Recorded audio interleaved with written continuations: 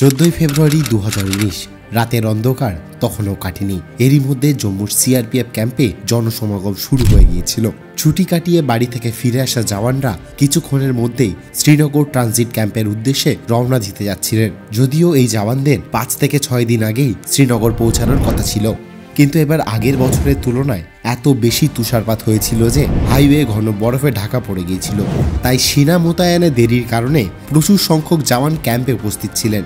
আজও জম্মুর আবহাওয়া খারাপ ছিল, আকাশ মেঘে ঢাকা ছিল এবং ধীরে ধীরে বয়ে যাওয়া ঠান্ডা বাতাস আবহাওয়াকে আরও ঠান্ডা করে তুলেছিল। এই সময় যেদিন সারা বিশ্ব ভ্যালেন্টাইন্স ডে উদযাপনে ব্যস্ত হতে যাচ্ছিল, সেদিন প্রচণ্ড হাড় কাঁপানো ঠান্ডায় ভোর 3:30 জম্মু থেকে শ্রীনগরের উদ্দেশ্যে সৈন্যদের একটি কনভয় রওনা দিয়েছিল। সেদিন সিআরপিএফের কনভয় অন্য দিনের তুলনায় অনেক বড় ছিল। এর মধ্যে আর্মড ভেহিকেল, বাস এবং ট্রাক সব মিলিয়ে মোট 78টি যানবাহন ছিল, যার মধ্যে মোট 2547 জন সিআরপিএফ সৈন্য যাত্রা করছিলেন। উপত্যকার সন্ত্রাসী হুমকির কারণে সৈন্যদের সর্বদা আর্মড ভেহিকেলে করে নিয়ে যাওয়া হতো, কিন্তু সেদিন জওয়ানদের সংখ্যা বেশি হওয়ায় এই কনভয়ে অন্য যানবাহনও অন্তর্ভুক্ত করা হয়েছিল।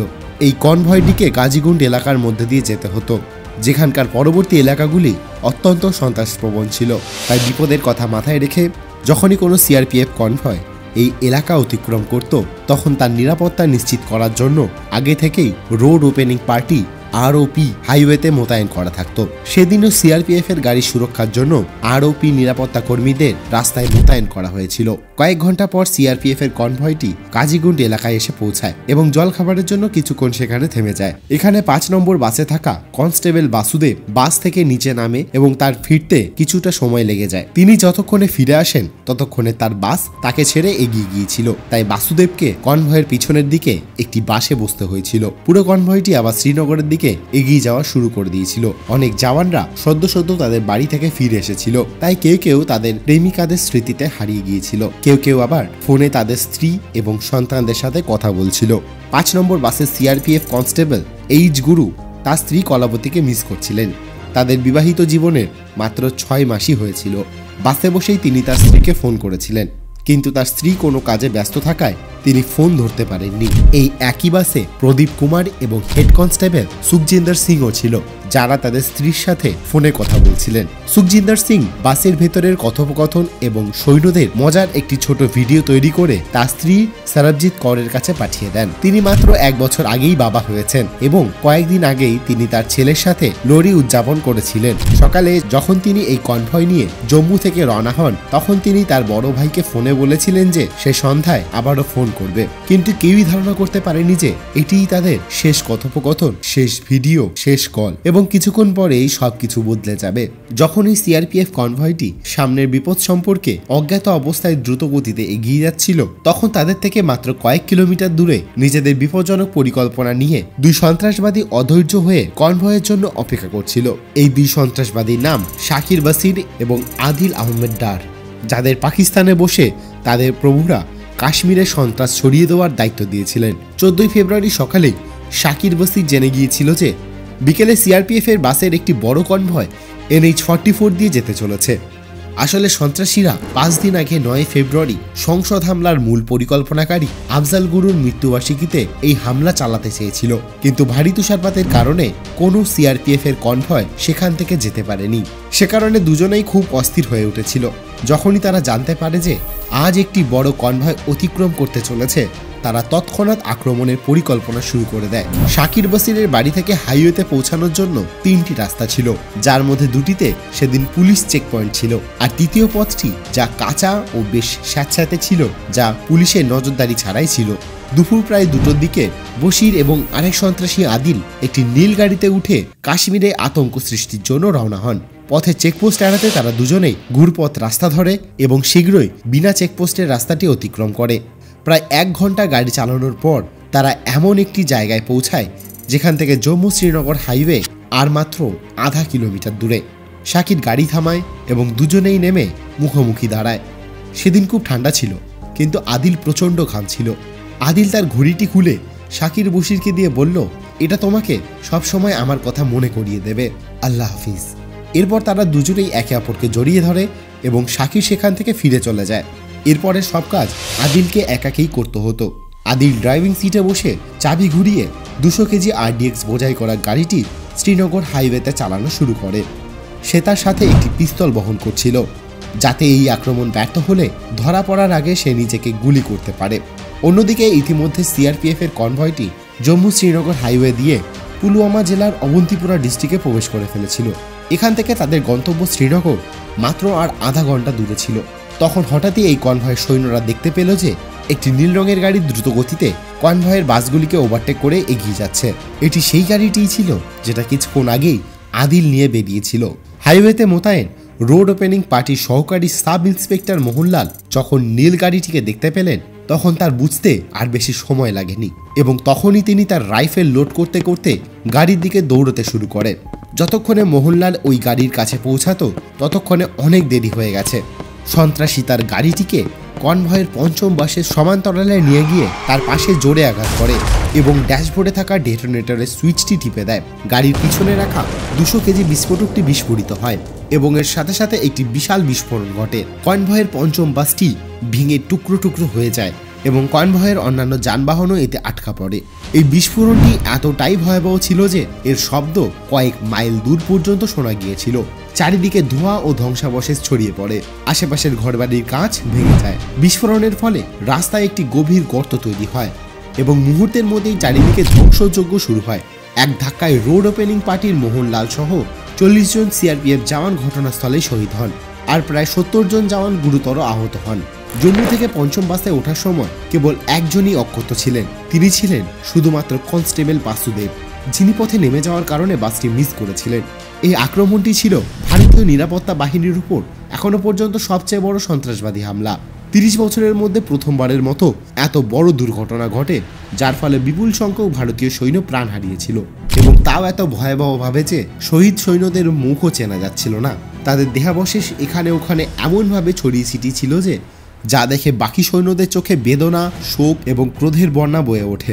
হামলার কয়েক ঘন্টা পর পাকিস্তানের সন্ত্রাসী সংগঠন জৈশ-ই-মোহাম্মদ এর দায় স্বীকার করে এবং এই আত্মঘাতী হামলাকারী আদিল আহমেদ ডারের একটি ভিডিও প্রকাশ করে, যেখানে সে বলেছিল যে সে 2018 সালে জৈশ-ই-মোহাম্মদ যোগ দিয়েছিল এই হামলা চালানোর জন্য এবং এই ভিডিওটি বিশ্বে সবার কাছে যখন পৌঁছাবে ততক্ষণে সে তার কাজ সম্পূর্ণ করে জান্নাতে পৌঁছে যাবে। কিন্তু ভাবার বিষয় হলো, ভারতের বাসিন্দা আদিল আহমেদ ডার কিভাবে জৈশ-ই-মোহাম্মদের মতন সংগঠনের সাথে যুক্ত হলেন, কিভাবে এত বড় ষড়যন্ত্র রচিত হলো, NIA দ্বারা পরিচালিত এই হামলার তদন্তে আর কার কার নাম উঠে এলো এবং কিভাবে ভারতীয় বিমান বাহিনী অপারেশন বান্দারের মাধ্যমে পাকিস্তানের মুজাফফরাবাদ ও চাকোটি এবং পাকিস্তানের বালাকোটে ভারী পরিমাণে এয়ার স্ট্রাইক চালিয়ে পাকিস্তান এবং তার সন্ত্রাসীদের উপযুক্ত জবাব দিল। 40 CRPF jawans have been killed in the worst terror attack against security men in Kashmir ever. Terror group Jaish-e-Mohammed claimed responsibility for the attack that was executed by 22-year-old Ahmed Adil Dar, a local resident of Pulwama. 12 Mirage 2000 fighter aircraft of the type that you see on your screen went across and hit these targets. Abhinandan Vardhaman told his team that he locked a target, one of the F-16 fighter jets in the Pakistani assault team. Qureshi साहब उस meeting में थे जिसमें prime minister साहब ने आने से इनकार कर दिया और चीफ ऑफ आर्मी स्टाफ तशरीफ लाए। पैर कांप रहे थे, पसीने माथे पे थे और हमसे शाह महमूद साहब ने कहा कि खुदा का वास्ता है अब इसको वापस जाने दें, क्योंकि 9 बजे रात को हिंदुस्तान पाकिस्तान पे अटैक कर रहा है। So how exactly did the strikes take place? What were the units which were involved? What exactly did we hit? Take a look.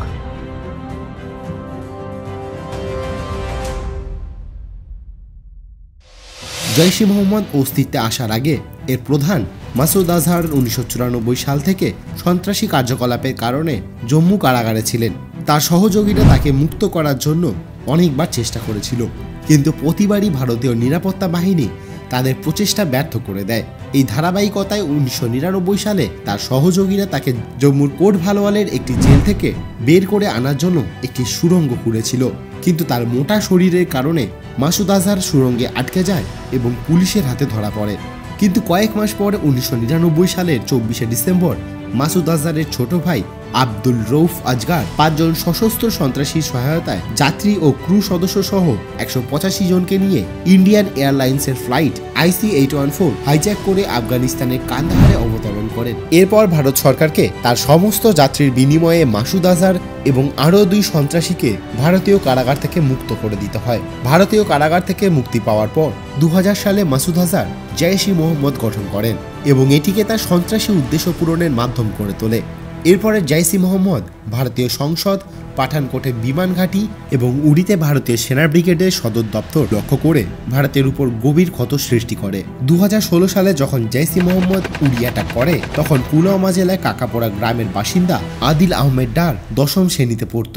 এই সময় ভারতীয় সেনাবাহিনী সন্ত্রাসী বুরহানকে হত্যা করে, যে সোশ্যাল মিডিয়ায় তার পোস্টের মাধ্যমে কাশ্মীরের যুবকদের দেশের বিরুদ্ধে উস্কে দিত এবং ধীরে ধীরে বুরহান তাদের মধ্যে একজন পোস্টার বয় হিসেবে তার ভাবমূর্তি তৈরি করেছিল। তাই সেনাবাহিনীর হাতে যখন তাকে হত্যা করা হয় তখন উপত্যকায় প্রতিবাদের বন্যা বয়ে যায়। 20 বছর বয়সী আদিলের মনেও বুরহান একজন বীরের ভাবমূর্তি ছিল, তাই সেও সেনাবাহিনীর বিরুদ্ধে প্রতিবাদে যোগ দিতে শুরু করে। পাথর ছোড়া এবং ভারত বিরোধী বিক্ষোভের অংশগ্রহণের জন্য কাশ্মীর পুলিশ তাকে বেশ কয়েকবার গ্রেফতার করেছিল, কিন্তু পুলিশ প্রতিবারই তাকে ওয়ার্নিং দিয়ে ছেড়ে দিয়েছে, কারণ সে কেবল একজন বিপদগামী যুবক। কিন্তু আদিল ভারত বিরোধী বিক্ষোভে বরাবর অংশগ্রহণ করতে থাকলো, যার কারণে একদিন পুলিশি অভিযানের সময় তার পায়ে গুলি লাগে এবং প্রায় 11 মাস ধরে তাকে শয্যাশায়ী থাকতে হয়। তার পরিবারের সদস্যরা ভেবেছিলেন যে এবার হয়তো সে শুধরে যাবে, কিন্তু এই ঘটনার পর যে সে সম্পূর্ণরূপে বদলে যাবে এবং তার উদ্দেশ্য আরও বিপজ্জনক হয়ে উঠবে সেটা কেউ ভাবতে পারেনি। সেনাবাহিনীর কাছ থেকে প্রতিশোধ নিতে সে এতটাই মরিয়া হয়ে ওঠে যে 2018 সালে মার্চ মাসে সে সাইকেলে করে তার বাড়ি থেকে বেরিয়ে যায় এবং আর ফিরে আসেনি। তার বাবা স্থানীয় থানায় একটি নিখোঁজ রিপোর্ট দায়ের করেন, কিন্তু কয়েকদিন পরে আদিলের AK-47 সহ ছবিটি সোশ্যাল মিডিয়ায় ওয়াকাস কমান্ডো নামে পরিচিত হতে শুরু করে। বাড়ি থেকে পালিয়ে যাওয়ার পরপরই সে সন্ত্রাসী সংগঠন জৈশ-ই-মোহাম্মদে যোগ দেয়। জৈশ তাকে 1 মাসের জন্য অ্যাসাল্ট রাইফেল চালানো এবং গ্রেনেড নিক্ষেপের একজন বিশেষজ্ঞ প্রশিক্ষকের কাছে প্রশিক্ষণ দেয় এবং তারপর আরও কাজের জন্য 2018 সালে এপ্রিল মাসে তাকে ইদ্রিসের সাথে দেখা করার ব্যবস্থা করা হয়, যাকে ওই একই মাসে জৈশ-ই-মোহাম্মদ পুলওয়ামার একটি নির্দিষ্ট উদ্দেশ্যে পাঠিয়েছিল। ইদ্রিস IED তৈরিতে বিশেষজ্ঞ ছিল, তাই জৈশ-ই-মোহাম্মদ তাকে ভারতে থাকতে এবং আদিল দারের মতন বিপদগামী কাশ্মীরি যুবকদের ব্যবহার করে তাদের ভারতীয় সৈন্যদের উপর IED হামলা চালানোর দায়িত্ব দেওয়া হয়েছিল। এর জন্য সে প্রথমে আদিল দারের সাথে বন্ধুত্ব করে এবং তারপর ধীরে ধীরে তার মনকে ভারতের বিরুদ্ধে বিষিয়ে তোলে এবং তাকে সম্পূর্ণরূপে ব্রেন ওয়াশ করে আত্মঘাতী হামলা চালানোর জন্য রাজি করায়। আদিল ছাড়াও আরও একজন লোকের প্রয়োজন ছিল, তাই সে তার পরিকল্পনায় বিলাল আহমেদ কুচে, শাকির বাসির, পীর তারিক আহমেদ শাহ, ওয়াজিদ উল ইসলাম, মোহাম্মদ আব্বাস রাদ এবং ইনশা জান সহ অনেক গুরুত্বপূর্ণ ব্যক্তিকে অন্তর্ভুক্ত করে। সে ততদিনের মধ্যে তার লোকাল ইনফরমারের সাহায্যে IED তৈরি করার জন্য সম্পূর্ণ সেটআপ তৈরি করে ফেলে। এরপর সে পাকিস্তান থেকে RDX কাশ্মীরে অর্ডার করতে শুরু করে। জৈশ-ই-মোহাম্মদ ছোট ছোট মাত্রায় RDX সীমান্তের ওপারে পাঠাতে শুরু করে, যাতে ব্যাগগুলি ছোট আকারে হওয়ার কারণে ভারতীয় নিরাপত্তা বাহিনী সন্দেহের আওতায় না আসে। ইদ্রিসের সবথেকে বেশি ভরসা তার দলের মধ্যে শাকিরের উপর ছিল, তাই সে তাকে পাকিস্তান থেকে আসা ছোট ছোট RDX এর ব্যাগ এবং অন্যান্য গুরুত্বপূর্ণ জিনিসপত্র গ্রহণের দায়িত্ব দিয়েছিল। ইদ্রিস শাকিরের কাজে এত খুশি ছিল যে একদিন সে তার চাচা রউফ আলভির কাছে শাকির বশিরের একটি ছবি পাঠায় এবং সে বলে, চাচা, এটা আমার দ্বিতীয় আফজাল গুরু। এই সময়ে সে উপত্যকায় নিরাপত্তা বাহিনীর গতিবিধির ওপর ক্রমাগত নজরদারি করার জন্য তার দল এবং জৈশের কিছু স্থানীয় ইনফরমারকেও যুক্ত করে দেয়। এই সবের মধ্যেই 2018 সালের শেষ মাস এসে যায়। এর মধ্যে ইদ্রিস শাকিরের সাহায্যে বোমা তৈরির জন্য প্রয়োজনীয় সমস্ত উপকরণ সংগ্রহ করে ফেলেছিল। এরপর সে বোমা তৈরি করতে শুরু করে দেয় এবং টার্গেট খুঁজে বের করার দায়িত্ব শাকিরকে দেয়। কয়েকদিন পর শাকির লেথোপোড়ায় লক্ষ্য করে যে প্রায় অর্ধ ডজন সৈন্য নিয়মিতভাবে এলাকায় টহল দিচ্ছে। যখন সে এই কথা ইদ্রিসকে বলেছিল তখন সে এই মুহূর্তে কিছু করতে বারণ করে দিয়েছিল, কারণ সে একটি বড় টার্গেট খুঁজছিল। সে একেবারে যতটা বেশি সংখ্যক ভারতীয় সৈন্যকে টার্গেট করতে চেয়েছিল। এরপর শাকির তার পরবর্তী টার্গেটের খোঁজে নিরাপত্তা বাহিনীর কার্যকলাপে নিবিড়ভাবে লক্ষ্য রাখতে শুরু করে। সে সেখান থেকে যাওয়া প্রতিটি কনভয়ের ভিডিও রেকর্ড করত এবং তা ইদ্রিসকে পাঠিয়ে দিত। এর মধ্যে 1 মাস কেটে যায় এবং এই ভিডিওগুলির ভিত্তিতে ইদ্রিস সিদ্ধান্ত নেয় যে সে সিআরপিএফ কনভয়কে টার্গেট করবে। সে লক্ষ্য করে যে সিআরপিএফ এর কনভয় তার ডিপ্লয়মেন্টের সময় একটি প্যাটার্ন অনুসরণ করে। সে লক্ষ্য করে যে নীল ট্রাকে সমস্ত জিনিসপত্র রাখা হয় যাতে খাকি ত্রিপল লাগানো থাকে। সমস্ত জওয়ানরা নীল বাসে যাতায়াত করেন আর বড় অফিসাররা সাদা জিপসিতে ভ্রমণ করেন। বেশিরভাগ যানবাহনের জানালা তারের জাল দিয়ে সুরক্ষিত থাকত। এই সমস্ত বিষয় মাথায় রেখে ইদ্রিস তার সমস্ত পরিকল্পনা তৈরি করতে শুরু করে। সে অ্যামাজন থেকে 4 কেজি অ্যালুমিনিয়াম পাউডার অর্ডার করেছিল, যেটা সে বিস্ফোরকগুলিকে বাঁধতে ব্যবহার করত, যাতে বিস্ফোরণের সময় সহজেই আগুন ধরে যায়। অবাক করার বিষয় এটা ছিল যে ভারতীয় জওয়ানদের টার্গেট করার এই সমস্ত প্রস্তুতি ভারতে বসেই করা হচ্ছিল। তার সত্ত্বেও গোয়েন্দা সংস্থা এবং সেনাবাহিনী এই বিষয়ে কোনো তথ্য পায়নি এবং সন্ত্রাসীরা তাদের কাজ চালিয়ে যাচ্ছিল। 2019 সালে জানুয়ারি মাসে ইদ্রিস জৈশ-ই মোহাম্মদের এক স্থানীয় জঙ্গি তৌসিফকে এমন একটা গাড়ি ব্যবস্থা করতে বলে যাতে 2টি বড় বড় কন্টেনার সহজেই রাখা যায়।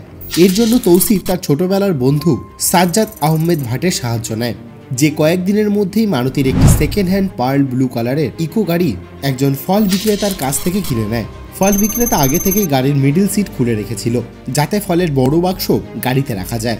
গাড়ির ব্যবস্থা হয়ে যাওয়ার পর ইদ্রিস ফেব্রুয়ারির প্রথম সপ্তাহে পুলওয়ামা ডিস্ট্রিক্টের কাকাপুরা গ্রামে শাকিরের বাড়িতে এক্সপ্লোসিভ তৈরি করার কাজ শুরু করে আর কিছুদিনের মধ্যেই সেই এক্সপ্লোসিভ ব্যবহার করে 2টি আইইডি তৈরি করে ফেলে, যার একটির ওজন ছিল 160 কেজি এবং অন্যটির ওজন ছিল প্রায় 40 কেজি। এরপর 2টি কন্টেনারই গাড়ির মাঝের সিটে ফাঁকা জায়গায় লাগানো হয় এবং ব্লাস্টের জন্য তার দিয়ে একটি সুইচ গাড়ি স্টিয়ারিং এর কাছে ফিক্স করে দেয়।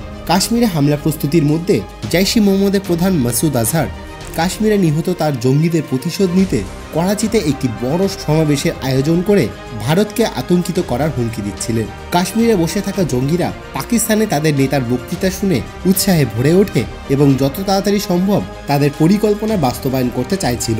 ইদ্রিস তার বিশ্বস্ত 2 সঙ্গী আদিল আহমেদ ডার এবং শাকির বশিরকে বিস্ফোরক ভর্তি গাড়ি দিয়ে সিআরপিএফ কনভয়কে টার্গেট করার দায়িত্ব দিয়ে দেয়, যেখানে শাকির কেবলমাত্র শ্রীনগর হাইওয়ে পর্যন্ত যাবে এবং বিস্ফোরণের সমস্ত দায়িত্ব ছিল আদিলের হাতে।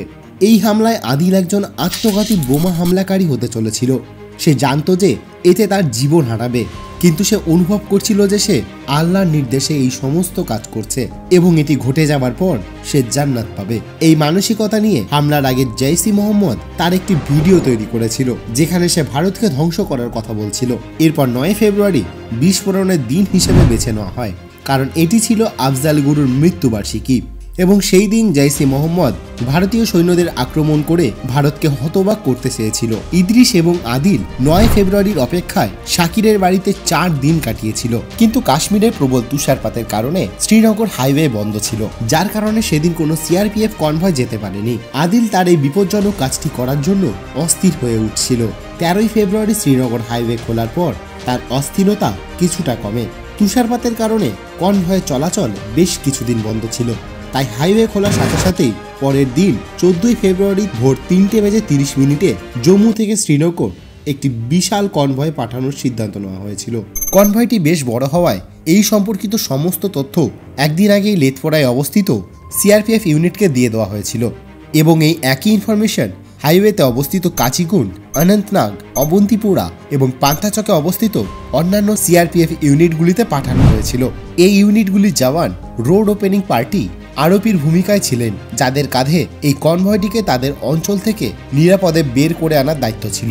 এই সময় এই ইউনিটগুলিকে রাস্তা সুরক্ষিত করার জন্য এবং রাস্তার উভয় পাশে টহল দিয়ে কনভয়ের নিরাপত্তা নিশ্চিত করার জন্য অ্যান্টি স্যাবোটা চেক করতে হয়েছিল। 14 ফেব্রুয়ারি সকালে 11:30 নাগাদ শাকির হাইওয়ের দিকে তাকিয়ে দেখতে পায় যে লাডু মোড়ে মেঘলা আকাশের নিচে 2 জন সিআরপিএফ জওয়ান সজাগভাবে মোতায়েন রয়েছে। সে আরও কিছু দূরে গিয়ে চারিপাশে তাকিয়ে দেখলে আরও অনেক জায়গায় 2 জন করে সিআরপিএফ জওয়ানকে মোতায়েন দেখতে পায়। এই রকম ঠিক তখনই ঘটে যখন কোনো সিআরপিএফ এর কনভয় এই পথ দিয়ে যায়। পুরো পরিস্থিতি বুঝতে তার খুব বেশি একটা সময় লাগেনি এবং তখনই সে তৎক্ষণাৎ ইদ্রিসকে ফোন করে সিআরপিএফ এর কনভয়ের ডিপ্লয়মেন্টের কথা জানায়। এই খবর শুনে ইদ্রিস অত্যন্ত আনন্দিত হয় এবং সে আদিলকে আক্রমণের জন্য প্রস্তুত করে দেয়। আদিল এখন বুঝতে পারছিল যে আর কয়েক ঘন্টা পরেই তার জীবন শেষ হয়ে যাবে। সে বিস্ফোরণের তীব্রতা এবং এর ফলে যে ধ্বংসযজ্ঞ ঘটবে তার কল্পনা করতে পারছিল। শীঘ্রই সে তার আবেগকে নিয়ন্ত্রণ করে বিস্ফোরকবর্তী গাড়ির সিটে বসে পড়ে এবং কিছুক্ষণ পরে সে পুলওয়ামার অবন্তিপুরায় লেথপোরা গ্রাম দিয়ে যাওয়া সিআরপিএফ এর কনভয়ের পঞ্চম বাসে তার গাড়িটি ধাক্কা দেয় এবং বিস্ফোরণ ঘটায়। হামলায় 40 জন সৈন্য শহীদ হন এবং 70 জনেরও বেশি সৈন্য আহত হওয়ার খবর পুরো দেশকে নাড়িয়ে দিয়েছিল। গত 30 বছরে কাশ্মীরে হওয়া এটা সবচেয়ে খতরনাক আতঙ্কবাদী হামলা ছিল। এই হামলা এতটাই ভয়ানক ছিল যে এর ফলে শহীদ জওয়ানদের চেহারা চেনা পর্যন্ত যাচ্ছিল না। হামলার পর বড় বড় আধিকারিকরা ঘটনাস্থলে এসে পৌঁছায়, যারা শহীদ জওয়ানদের এরকম অবস্থা দেখে নিজের চোখের জল থামাতে পারছিল না। পুলওয়ামা হামলার পর গোটা দেশে শোক ও ক্ষোভের ছায়া ছড়িয়ে পড়ে। সবাই এর প্রতিশোধ নিতে চেয়েছিল। হামলার পরপরই সরকারও তৎক্ষণাৎ পদক্ষেপ নেয়। শহীদ জওয়ানদের একটি বিশেষ বিমানে করে তাদের নিজ নিজ রাজ্যে আনা হয়েছিল এবং সেখানে রাষ্ট্রীয় মর্যাদায় তাদের শেষকৃত্য সম্পূর্ণ হয়েছিল। এরপর ভারত পাকিস্তানের ওপর চাপ বাড়াতে শুরু করে। সর্বপ্রথম ভারত পাকিস্তানকে মোস্ট ফেভার্ড নেশন মর্যাদা বাতিল করে এবং তারপর পাকিস্তান থেকে ভারতে আমদানি করা কাস্টম ডিউটি 200% পর্যন্ত বাড়িয়ে দেয়। এরপরে ভারত সরকার আন্তর্জাতিক পর্যায়ে পাকিস্তানকে কূটনৈতিকভাবে বিচ্ছিন্ন করতে শুরু করে। ভারত জানায় যে পাকিস্তান কিভাবে তার মাটিতে সন্ত্রাসীদের আশ্রয় দেয়। পাকিস্তান সন্ত্রাসবাদের বিরুদ্ধে কার্যকর ব্যবস্থা গ্রহণ করেনি, তাই financial action task force FTF পাকিস্তানকে গ্রে লিস্টের আওতায় রাখে। ভারতের বিভিন্ন সংগঠনও পাকিস্তানকে বিচ্ছিন্ন করার সরকারের এই সিদ্ধান্তকে সমর্থন জানায়। All India senior workers association AICWA এবং Indian film and television directors association IFTDA তাৎক্ষণিকভাবে পদক্ষেপ নেয় এবং পাকিস্তানি শিল্পীদের ভারতীয় চলচ্চিত্র শিল্পে কাজ করা নিষিদ্ধ করে দেয়। ভারত তখন পাকিস্তানকে অর্থনৈতিক ও কূটনৈতিকভাবে ক্ষতিগ্রস্ত করেছিল। তখন তাকে যথাযথ শিক্ষা দেওয়ার জন্য সামরিক পদক্ষেপ নেওয়া হচ্ছিল। হামলার পর থেকে ভারতীয় বাহিনী এই হামলার জন্য দায়ী সন্ত্রাসীদের উচিত শিক্ষা দিতে মরিয়া ছিল, কিন্তু এই ক্রোধের সময়ও সমস্ত ধরনের সম্ভাবনাকে খুব ঠান্ডা মাথায় দেখা হচ্ছিল। এমন পরিস্থিতিতে ভারতীয় বিমান বাহিনীর Air Chief Marshal Birender Singh Dhanoa নিজেই উদ্যোগ নেন এবং পরের দিনই সরকারের সামনে পাক অধিকৃত কাশ্মীরে বিমান হামলার প্রস্তাব রাখেন, যাতে সরকারও সাথে সাথে অনুমোদন দিয়ে দেয়। অনুমোদন পাওয়ার সাথে সাথেই বিমান বাহিনী প্রস্তুতি শুরু করে। 16 থেকে 20 ফেব্রুয়ারি 4 দিন ধরে ড্রোনের মাধ্যমে সীমান্তের ওপারে সন্ত্রাসীরা কোন কোন স্থানে আস্তানা তৈরি করেছিল তা নিশ্চিত করা হয়েছিল। সন্ত্রাসীদের আস্তানা খুঁজে বের করার পরপরই মিশনের প্ল্যানিং করার জন্য বিমান বাহিনী আধিকারিক এবং গোয়েন্দা কর্মকর্তাদের মধ্যে পরবর্তী 2 দিন ধরে অব্যাহত বৈঠক চলেছিল। ইতিমধ্যে বিমান বাহিনী এই অভিযানের একটি ব্লুপ্রিন্ট তৈরি করে এবং জাতীয় নিরাপত্তা উপদেষ্টা অজিত ডোভালের কাছে তা উপস্থাপন করেন, যেখানে তাকে অভিযানের সময় কোন কোন স্থানগুলিতে অ্যাটাক করা হবে সে সম্পর্কে অবগত করা হয়েছিল। ভারতীয় বিমান বাহিনী প্রায় 48 বছর আগে 1971 সালে পাকিস্তান সীমান্তে প্রবেশ করে এই ধরনের অভিযান পরিচালনা করেছিল। এই অভিযান এগিয়ে নেওয়ার আগে বিমান বাহিনী তার সমস্ত রকম প্রস্তুতি জোরদার কদমে করতে ব্যস্ত ছিল। 1 স্কোয়াড্রন টাইগার্স এবং 7 স্কোয়াড্রন ব্যাটেল অ্যাক্সেসের সৈন্যদের এই অভিযানের জন্য প্রস্তুত থাকার নির্দেশ দেওয়া হয়। নিরাপত্তার কারণে এবং গোপনীয়তা বজায় রাখার জন্য বিমান বাহিনী অপারেশনের নামকরণ করেন অপারেশন বন্দর এবং 26 ফেব্রুয়ারি 2019-এ এই মিশন কার্যকর করার তারিখ নির্ধারণ করা হয়। সমস্ত পরিকল্পনা সম্পূর্ণ করার পর যুদ্ধ বিমানগুলি সাবধানতার সাথে পরীক্ষা করা হয় এবং এই অভিযানে অংশগ্রহণকারী পাইলটরা 24 ফেব্রুয়ারি একটি ট্রায়াল রানও করেন, যার পরে এই অভিযানের জন্য সবুজ সংকেত দিয়ে দেওয়া হয়। এই পুরো অভিযানের সময় 12টি মিরাজ 2000 যুদ্ধ বিমান ব্যবহার করার কথা ছিল এবং যে কোনো জরুরি অবস্থার মোকাবেলার জন্য গরুড় কমান্ডোর একটি টিমকেও প্রস্তুত রাখা হয়েছিল। 26 ফেব্রুয়ারি ভোর 3:30 লেজার গাইডের বোম দিয়ে সজ্জিত 12টি ভারতীয় মিরাজ 2000 যুদ্ধ বিমান পাকিস্তানের অভ্যন্তরে ধ্বংসলীলা চালানোর জন্য উড়ান ভরে এবং কয়েক মিনিটের মধ্যে পাকিস্তানের আকাশ সীমায় প্রবেশ করে। এর কিছুক্ষণ পরই যুদ্ধ বিমানগুলি পাক অধিকৃত কাশ্মীরে মুজাফফরাবাদ এবং চাকুটিতে সন্ত্রাসবাদীদের আস্তানাগুলিতে প্রচণ্ড বোমাবর্ষণ করে। এক ধাক্কায় শত শত সন্ত্রাসী নিহত হয়। পাকিস্তানের খাইবার পাখতুন প্রদেশের বালাকোট শহরেও জৈশ-ই মোহাম্মদের অনেক আস্তানা অবস্থিত ছিল, তাই ভারতীয় বিমান বাহিনী বালাকোটে পৌঁছায় এবং জৈশ-ই মোহাম্মদের সন্ত্রাসী শিবিরে প্রবেশ করে প্রায় 8 মিনিট ধরে বোমাবর্ষণ করে শত শত সন্ত্রাসীকে হত্যা করে। পুরো অভিযানটি প্রায় 21 মিনিট ধরে স্থায়ী হয়েছিল, যেখানে ভারতীয় বিমান বাহিনী প্রায় 1000 কেজি বোমা ফেলে জৈশ-ই মোহাম্মদের অনেক আস্তানা এবং প্রায় 350 জন সন্ত্রাসীকে ধ্বংস করে 40 জন সৈন্যের শহীদের প্রতিশোধ নেয়। এই আক্রমণে ক্ষুব্ধ পাকিস্তান পরের দিন 27 ফেব্রুয়ারি ভারতীয় সীমান্তে প্রবেশের সাহস দেখায়। পাকিস্তানের যুদ্ধবিমানকে নাস্তানাবুদ করার জন্য ভারতীয় সেনাবাহিনীও সামনে থেকে উপযুক্ত জবাব দেয়। এরই মধ্যে একটি ডগ ফাইটের সময় উইং কমান্ডার অভিনন্দন বর্তমান তার MiG-21 বাইসন দিয়ে একটি পাকিস্তানি F-16 বিমানকে ধ্বংস করে দেয়, কিন্তু এই সময় তার বিমানটিও ক্ষতিগ্রস্ত হয় এবং তিনি প্যারাশুট সহ পাক অধিকৃত কাশ্মীরে পড়ে যান। কিন্তু ভারতের কূটনৈতিক চাপ এবং সামরিক পদক্ষেপের ক্রমবর্ধমান চাপের কারণে পাকিস্তানকে মাথা নত করতে হয় এবং 1 মার্চ 2019-এ উইং কমান্ডার অভিনন্দন বর্তমানকে নিরাপদে ভারতে ফিরিয়ে আনা হয়।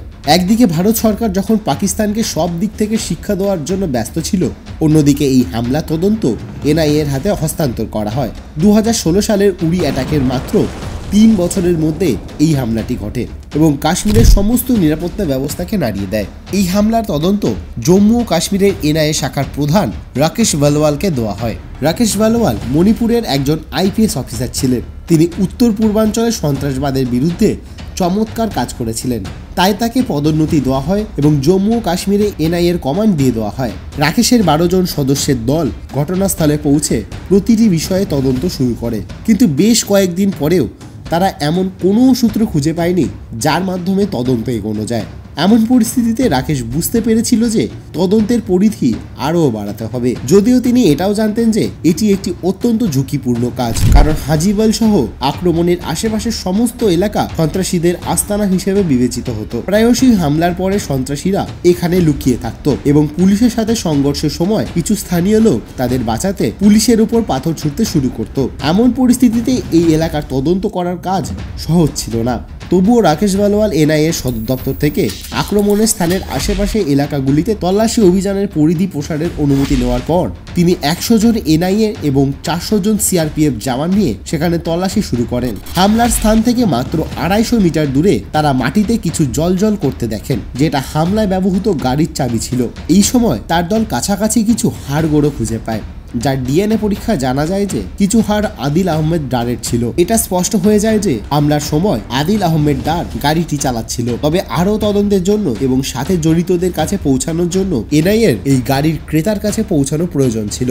NIA তদন্ত চলাকালীন জানতে পারে যে এই গাড়িটি 7 বার বিক্রি হয়েছিল এবং শেষবার এটি কিনেছিল সাজ্জাদ ভাট নামে এক ব্যক্তি। অনেক কঠোর পরিশ্রমের পর NIA 17 জুন 2019 তারিখে সাজ্জাদ ভাটকে খুঁজে পায়, যে তৌসিফ আহমেদ ভাটের সাথে অনন্তনাগের একটি বাড়িতে লুকিয়েছিল। পুলিশ তাকে জীবিত ধরতে চেয়েছিল, তাই তাকে আত্মসমর্পণ করতে বলা হয়েছিল, কিন্তু সে আত্মসমর্পণ করেনি, যার কারণে পুলিশ তাকে তার সঙ্গী সহ হত্যা করে। তার মৃত্যুর পর আবারও NIA-এর হাত খালি হয়ে যায়। পরিস্থিতি এমন ছিল যে তাদের কাছে এমন কিছুই ছিল না যার উপর ভিত্তি করে তারা তদন্ত চালিয়ে যেতে পারে, কিন্তু রাকেশ হাল ছাড়তে প্রস্তুত ছিল না। পুলওয়ামা হামলার পর কাশ্মীরে ভারতীয় বাহিনী এবং সন্ত্রাসীদের মধ্যে অনেক সংঘর্ষ হয়েছিল, যেখানে অনেক সন্ত্রাসীকে শেষ করে দেওয়া হয়েছিল। এমন পরিস্থিতিতে রাকেশ ভালওয়াল এই এনকাউন্টারগুলিকে বিশ্লেষণ করতে শুরু করে। তিনি বিশ্বাস করতেন যে নিহত বা আটক সন্ত্রাসীদের তদন্ত করে কিছু গুরুত্বপূর্ণ সূত্র পাওয়া যেতে পারে। তবে ওনার এই প্রচেষ্টা ছিল অন্ধকারে তীর নিক্ষেপের মতন, যার সাহায্যে সাফল্যের সম্ভাবনা খুবই কম বলে মনে হচ্ছিল। এই প্রসঙ্গে তিনি 2019 সালের অক্টোবরে কাশ্মীরের নওগামে পৌঁছান, যেখানে 29 মার্চ 2019-এ সেনাবাহিনীর সাথে এক সংঘর্ষে নিহত 2 সন্ত্রাসবাদীর ছবি দেখানো হয়। নিহত 2 সন্ত্রাসবাদীর মধ্যে একজন কামরান এবং অন্যজন ইদ্রিস ছিল। রাকেশ ভালওয়াল সন্দেহ করেছিল যে ইদ্রিস কোনো ছোট সন্ত্রাসী নয়, তাই তার সম্পর্কে আরও তথ্য সংগ্রহের জন্য তিনি স্থানীয় পুলিশের কাছ থেকে তার ফোন চেয়েছিল, কিন্তু ইদ্রিসের ফোন ইতিমধ্যেই নষ্ট হয়ে গিয়েছিল। তাই তার ফোনটি তদন্তের জন্য কম্পিউটার এমার্জেন্সি রেসপন্স টিম CRTর কাছে পাঠানো হয়েছিল। 1 সপ্তাহ পরে CRT ইদ্রিসের ফোনে থাকা সমস্ত ছবি এবং ভিডিও উদ্ধার করে। এর মধ্যে একটি ছবি পুলওয়ামা হামলায় ব্যবহৃত গাড়ির ছিল। এই ফোনে আরও একটি ছবি ছিল যেখানে 3 জন ব্যক্তি ছিল, যাদের মধ্যে ইদ্রিস ও আদিলকে পুলিশ ইতিমধ্যেই শনাক্ত করেছে এবং এখন কেবল তৃতীয় ব্যক্তিকেই খুঁজে বের করা বাকি ছিল। এই তৃতীয় ব্যক্তি ছিল শাকির বশির। যাকে পুলিশ কয়েকদিন পরেই গ্রেফতার করে। শাকিরকে অনেক জিজ্ঞাসাবাদ করা হয়, কিন্তু অনেক চেষ্টার পরেও সে মুখ খোলেনি। সে সবসময় কোরআনের আয়াত পড়তো এবং একই কথা বারবার বলতো যে ইদ্রিস ভাই এবং আদিল ভাই ইসলামের জন্য এই কাজটি করেছে। এনআইএ ইদ্রিসের মোবাইলে কিছু ছবিও পেয়েছিল, যা বিভিন্ন মহিলাদের সাথে তার সম্পর্কের কথা প্রকাশ করছিল। শাকিরকে ইদ্রিসের ফোনে এমনই এক ধরনের ছবি দেখানো হয়েছিল যেখানে ইদ্রিস পুলওয়ামার এক মেয়ে ইনসাজানের সাথে ছিল। ইনসাজান এবং ইদ্রিসের ছবি দেখে শাকির বসির হতবাক হয়ে গিয়েছিল। সে বিশ্বাস করতে পারছিল না যে যাকে সে তার আদর্শ মনে করত সে বিবাহিত হওয়া সত্ত্বেও তার নিজের গ্রামেরই একটি মেয়ের সাথে সম্পর্কে জড়িয়ে পড়েছিল। ব্যাস, এখান থেকেই শাকির ইদ্রিসের প্রতি শ্রদ্ধা হারিয়ে ফেলে এবং পরের দিনই সে সব কিছু বলতে রাজি হয়। এর ফলে তিনি এমন তথ্য প্রকাশ করেছিলেন যে এনআইএ অফিসাররা হতবাক হয়ে গিয়েছিলেন। শাকির তার স্বীকারোক্তিতে এনআইএকে বলে যে আপনারা যাকে ইদ্রিস ভাই বলে মনে করছেন সে আসলে ইদ্রিস নয়, তার নাম মোহাম্মদ উমর ফারুক, যে জৈশ-ই মোহাম্মদের প্রধান মাসুদ আজহারের ভাগ্নে ছিল। উমরকে ভারতে পাঠানোর আগে সে বেশ কয়েক বছর ধরে আফগানিস্তানে প্রশিক্ষণ নিয়েছিল। সে আরও বলে যে পুলওয়ামা হামলার পুরো পরিকল্পনাটি উমর ফারুকই করেছিল। শাকিরের সাক্ষ্য এবং তদন্তের ভিত্তিতে এনআইএ 13,800 পৃষ্ঠার একটি চার্জশিট তৈরি করেছিল, যেখানে 19 জনকে এই হামলায় জড়িত বলে ঘোষণা করা হয়। এই 19 জন অপরাধীর বেশিরভাগই এনকাউন্টারে নিহত হয়েছিল, আবার কিছু জনকে এনআইএ গ্রেফতার করেছে যারা তখন থেকে কারাগারে রয়েছে। পুলওয়ামা হামলা ছিল ভারতের সবচেয়ে বড় নিরাপত্তা ব্যর্থতাগুলির মধ্যে একটি। হামলার আগে 2রা জানুয়ারি থেকে 13 ফেব্রুয়ারি পর্যন্ত 11টি গোয়েন্দা তথ্য পাওয়া গিয়েছিল, যা সিআরপিএফ কনভয়ের উপর হামলার সম্ভাবনা সম্পর্কে সতর্ক করেছিল। 24শে জানুয়ারি 2019-এ জম্মু কাশ্মীরের সিআইডির একজন কর্মকর্তা তার সিনিয়র অফিসারকে একটি চিঠি লিখেছিলেন যে জৈশ-ই মোহাম্মদের 3 জন বিদেশি সন্ত্রাসী অবন্তিপুরায় পৌঁছেছে এবং খুব শীঘ্রই একটি বড় হামলার সম্ভাবনা রয়েছে।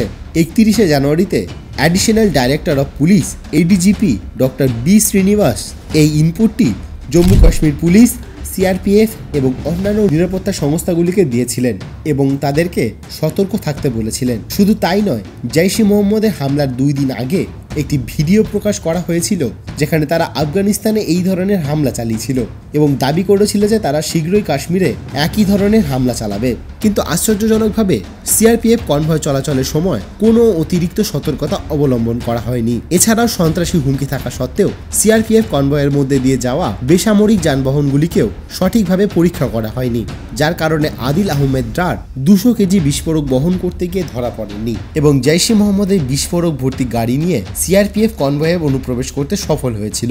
জৈশ-ই মোহাম্মদের দ্বারা ভারতে এত পরিমাণে আরডিএক্স পাচার করা নিয়ে নিয়ন্ত্রণ রেখায় ভারতের নিরাপত্তা নিয়েও গুরুতর প্রশ্নচিহ্ন ওঠে।